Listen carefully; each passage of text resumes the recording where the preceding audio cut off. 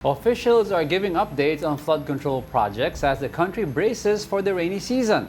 For the details, let's bring in Mobile Journal, Arles de los Santos. Arles, Diego go ahead.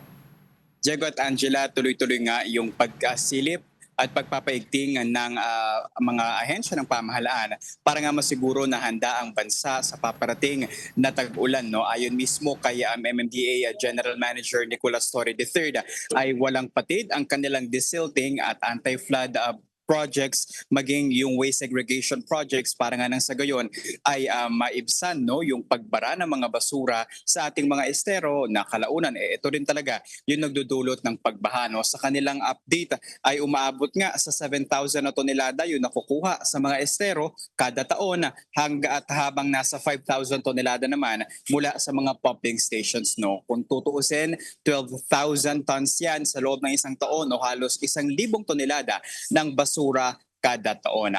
Aminado si General Torre na hindi madali itong kanilang mga proyekto na ginagawa no at syempre yung paghahanda dahil itong mga nakaraang araw matatandaan natin na nagkaroon ng mga pag-ulan ayon sa kanya hindi pa ito malakas kung tutuusin pero marami na agad area sa Metro Manila ang bumaha. Kaya pas paigtingin pa daw nila ang kanilang mga proyekto para nga masigurado na mamitigate ang pagbahang mararanasan sa maraming bahagi ng Maynila. Arles, lahat ng pumping stations ba are all systems go or may mga iilan pa rin na not functional? Kasi I remember last year may mga problema ang iilan na pumping station natin. Meron pa rin mga hindi gumaganang pumping station, Diego, kagaya nung sa Sunog Apog sa Maynila na matatandaan natin parang nilipat yung last update natin doon. Nilipat yung pangangalaga and yung contractor na hawak ayon mismo sa DPWH and yung ilan pa sa Quezon City inaayos pa din para nga masigurado na magagamit ito. No? Pero kahit hindi pa gumagana itong mga pumping station na ito, malaki na agad yung basura na nakukuha doon.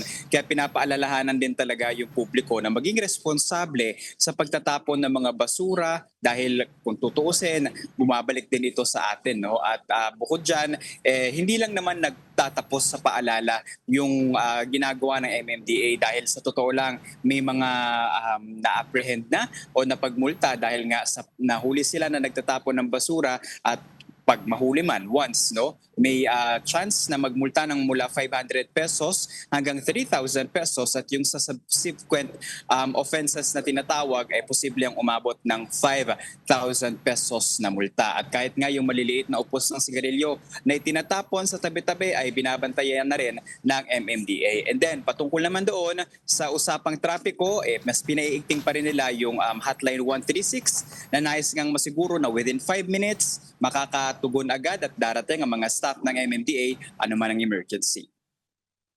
All right, thank you for that. Mobile Journal, Arles de los Santos.